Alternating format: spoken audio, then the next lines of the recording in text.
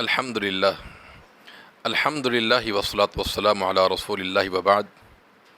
مسند احمد میں رسول اللہ صلی اللہ علیہ وسلم کا فرمان ہے، فرمایا کہ من صام رمضان وعرف حدودہ، جو شخص رمضان کے روزے رکھے اس کی حدود کو پہچان کر اور اپنے روزے کو ان چیزوں سے محفوظ کرے جن سے محفوظ کرنا ضروری ہے، تو ایسا روزہ غفر لہ ما تقدم من ذنبی، انسان کے سابقہ تمام گناہوں کا کفارہ ہوگا۔ اس حدیث سے یہ بات معلوم ہوتی ہے کہ جب انسان روزہ رکھے تو اس کو اپنے روزے کے تقاضے پورے کرنے چاہیے۔ روزے کے جو حدود، جو شرائط اور آداب ہیں، اس کے مطابق انسان کو روزہ رکھنا چاہیے۔ تو ہم بحمدللہ رمضان میں روزے رکھتے ہیں، تو روزے رکھنے کے ساتھ ساتھ ہمیں اپنے روزوں کا جائزہ لینا چاہیے، محاسبہ کرنا چاہیے۔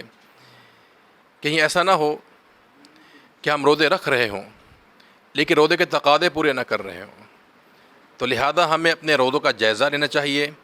کہیں ہمارا شمار ان لوگوں میں سے نہ ہو جائے جن کے بارے میں رسول اللہ صلی اللہ علیہ وسلم کا فرمان ہے کہ رب صائم لیس لہ من صیامہ الا الجوع، یہ کتنے ہی ایسے روزے دار ہیں کہ جنہیں بھوک اور پیاس کے علاوہ کچھ حاصل نہیں ہوتا۔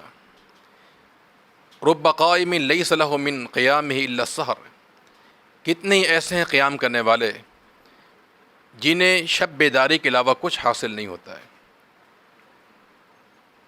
اور نبی کریم صلی اللہ علیہ وسلم کا یہ فرمان بھی ہمارے پیش نظر رہنا چاہیے۔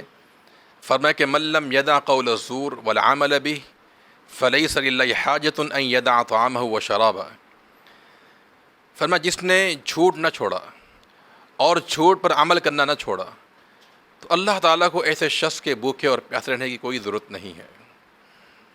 ان احادیث سے بات معلوم ہوتی ہے کہ انسان کو روزہ رکھ کر اپنے روزے کا جائزہ لینا چاہیے کہ یہ روزہ ہم سے کیا تقاضا کر رہا ہے۔ تو یاد رکھیے کہ روزے دار کو روزے کے دوران اور غیر روزے بھی غیبت سے، برائی سے، چغل خوری سے، بہتان طرازی سے اپنی زبان کو محفوظ رکھنا چاہیے، ورنہ یاد رکھیں کہ انسان روزہ رکھ کر اگر اپنی زبان کے حفاظ نہیں کرتا ہے تو اس کا روزہ یہ ضائع ہو سکتا ہے، اس کے ثواب میں کمی آ سکتی ہے۔ یہ روزہ انسان کو وقار سکھاتا ہے، ادب سکھاتا ہے۔ رسول اللہ صلی اللہ علیہ وسلم کا فرمان ہے کہ لیس الصیام من الاکل والشرب انما الصیام من اللغو والرفث، فرمایا کہ روزہ کھانا پینے چھوڑنے کا نام نہیں ہے، بلکہ روزہ بیہودہ گفتگو، بیہودہ کلام سے رکنے کا نام ہے۔ فَإِن صَابَكَ أَحَدٌ أَوْ جَهِلَ عَلَيْكَ فَقُلْ إِنِّي صَائِمٌ إِنِّي صَائِمٌ، اگر تم سے کچھ لڑائی کرے، جھگڑا کرے، گالی گلوچ کرے، او جاہل علیک، یا تم سے بدتمیزی کرے، تو فقل، اسے کہہ دو انی صائم، میں روزے سے ہوں، میں روزے سے ہوں۔ یعنی گویا کہ انسان اگر روزے کی حالت میں اس کی لڑائی جھگڑا بھی ہو جائے تو اسے اپنی زبان پہ تحفظ اور کنٹرول کرنا چاہیے۔ تو روزہ ہمیں اس بات کا درس دیتا ہے کہ انسان میں سنجیدگی ہو، اس میں وقار ہونا چاہیے، اور بالخصوص اپنی زبان پہ کنٹرول کرنا چاہیے۔ اور نبی کریم صلی اللہ علیہ وسلم کا یہ فرمان بھی ہمارے پیش نظر ہونا چاہیے۔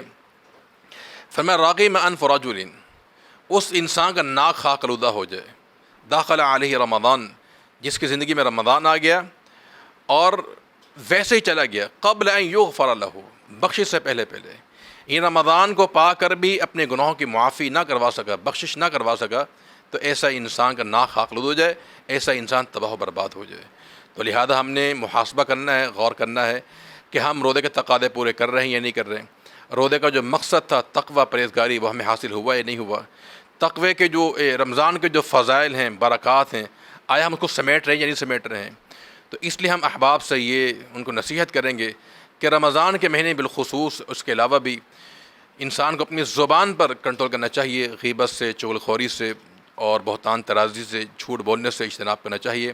سلف صالحین سے یہ بات ثابت ہے کہ وہ رمضان کے مہینے میں اپنا بیشتر وقت مساجد میں گزارا کرتے تھے، صرف اسی لیے کہ مسجد میں رک کر ہم قرآن کی تلاوت کر لیں گے، اور جب تک مسجد میں ہمارا قیام رہے گا ہماری زبان غیبت سے محفوظ رہے گی۔ لیکن یہ بڑا افسوسناک اور بھیانک عمل ہوتا ہے کہ کتنے ہی لوگ ایسے ہیں جو مسجدوں میں بیٹھ کر جو باقاعدہ غیبت کی مجلس قائم کرتے ہیں، تو یہ بڑا ایک خطرناک معاملہ ہے. تو روزے کو بچانے کے لیے، تحفظ کے لیے ہمیں روزے کا تقاضا پورا کرنا چاہیے. تو ہم ماہ صیام میں اپنی زبان پہ کنٹرول رکھیں. اللہ تعالی ہم سب کی اصلاح فرما دے، اور روزے کے جو حدود اور آداب ہیں اس کے مطابق روزہ رکھنے کی توفیق عطا فرما دے. السلام علیکم ورحمۃ اللہ وبرکاتہ.